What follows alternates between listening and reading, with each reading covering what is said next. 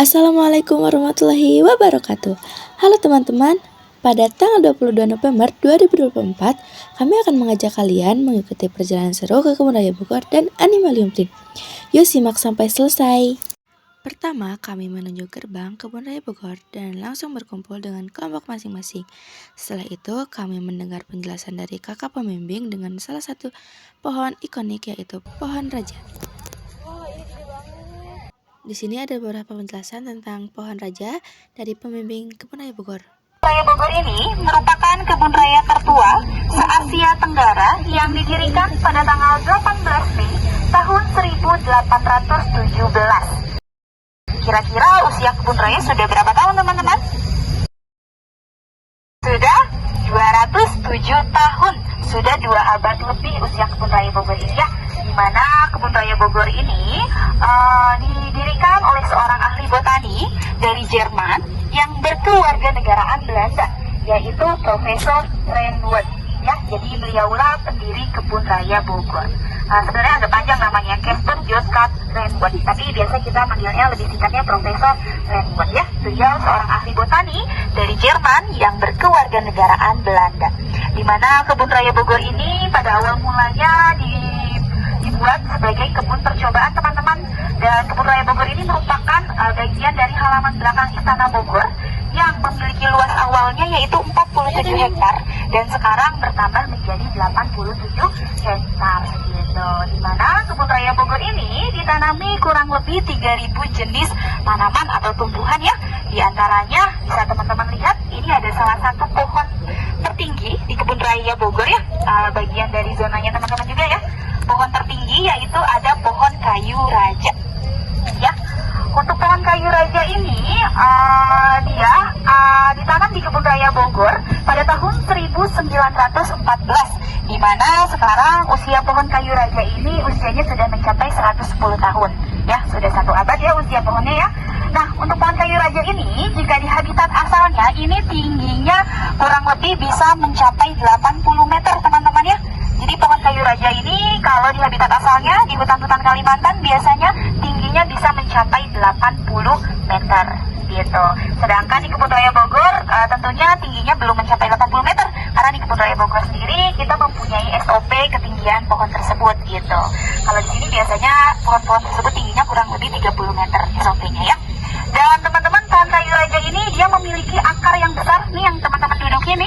Ini akar-akar besar ini disebut dengan papan akar atau disebut dengan akar banir. Di mana akar tersebut ini tingginya bisa mencapai 3 sampai 4 meter teman-teman ya.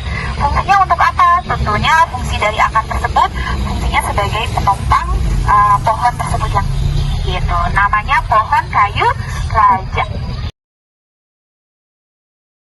Lanjut kita observasi ke pohon Mungkin asoka. teman-teman kalau ingat Asoka, ada yang tahu asal daerahnya dari mana? Dia Iya betul. Jadi nama Asoka ini diambil dari salah satu nama raja di India, yaitu Raja Asoka ya teman-teman. Di mana pohon Asoka ini dipercaya juga sebagai pohon suci bagi umat Buddha di India. Dan pohon Asoka ini biasanya ditanam di pinggir-pinggir kuil teman-teman ya. Gitu, di pinggir-pinggir kuil dan dipercaya sebagai pohon suci bagi umat Buddha ya. Masuknya ke dalam kelompok polong-polongan tentunya ya. Oke, kita ke sebelah sini teman-teman. Ini ada yang namanya pohon lampion teman-teman. Di mana pohon lampion ini kenapa disebut pohon lampion?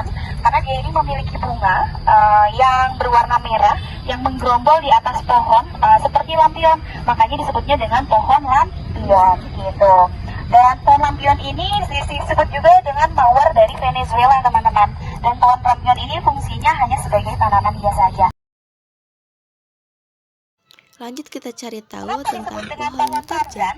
Karena memang kalau di dalam hutan biasanya digunakan oleh orang utan, simpanse, dan hewan-hewan lainnya untuk bergelantungan. Makanya disebutnya dengan pohon tarzan. Nah, jadi ini yang bagian merambat ini bukan akar teman-teman, melainkan ini batangnya.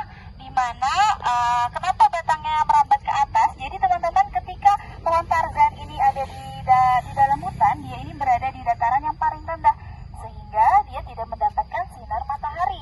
Maka tujuan batang tersebut untuk merambat ke atas itu tujuannya untuk mendapatkan sinar matahari yang disebut dengan fotosintesis.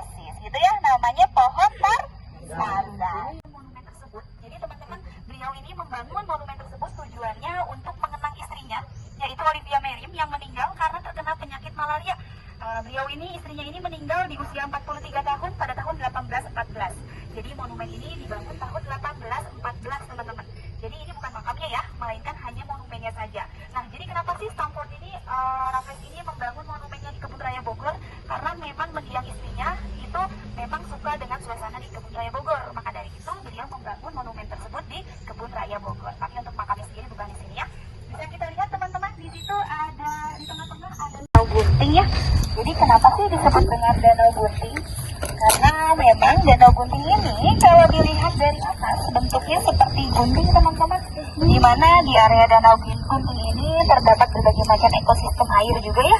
Di dalamnya ini ada ikan, biasanya ada katak, kalau hewan-hewan biasanya ada ular atau ada biawak juga. Bagian terakhir di Kebun Raya Bogor, kami berkunjung ke zona pohon bambu. Di situ terdapat berbagai spesies bambu dengan perbedaan pada ukuran dan tinggi. Kami juga melakukan observasi mendalam bersama kelompok dan mengajukan pertanyaan kepada kakak pembimbing untuk memperjelas informasi.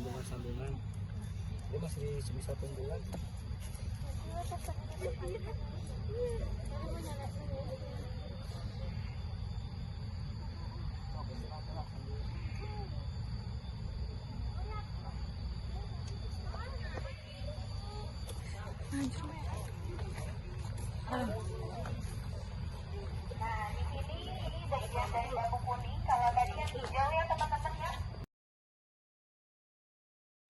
Nah teman-teman, kita masuk ke sesi tanya jawab. Dan di Kebun Raya Bogor mempengaruhi ukuran bambu. Iya, bisa juga. Pangalengan itu suhunya lebih dingin ya dibandingkan kalau di Bogor itu lebih panas suhunya ya, jadi lebih tinggi suhu di Kebun Raya Bogor. Gitu. Jadi salah satu faktornya juga mempengaruhi.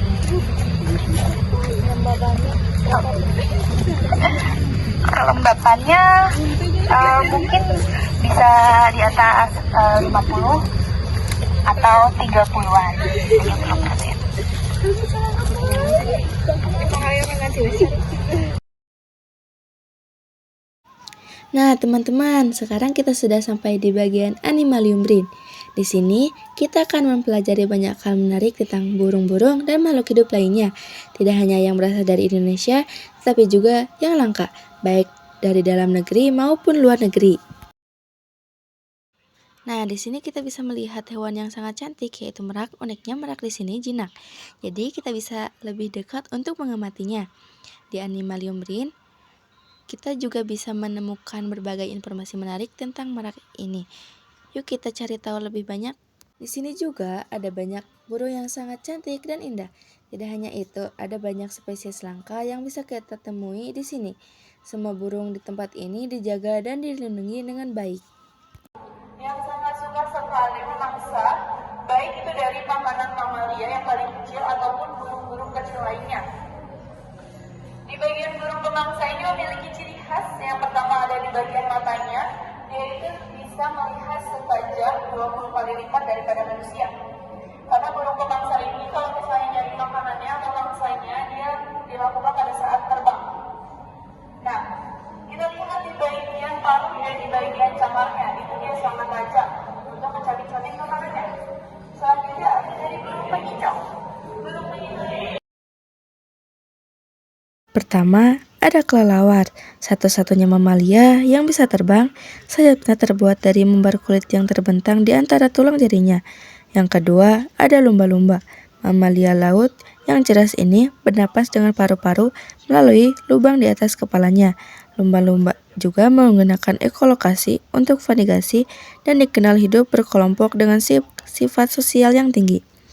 Terakhir, ada orangutan. Mamalia primata ini tidak bisa terbang, tapi sangat pintar.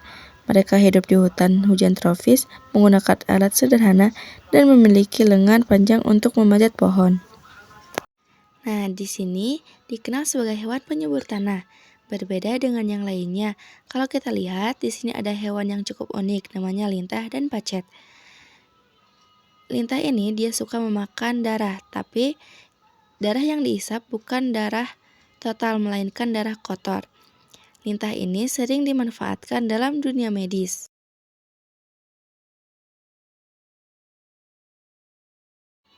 Di sini terdapat beberapa spesies serangga kecil yang menarik untuk diamati.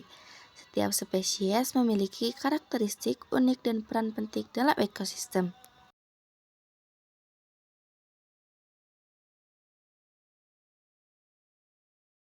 Itu dia sedikit kilasan tentang keindahan Kebun Raya Bogor dan keunikan Animalium Brin.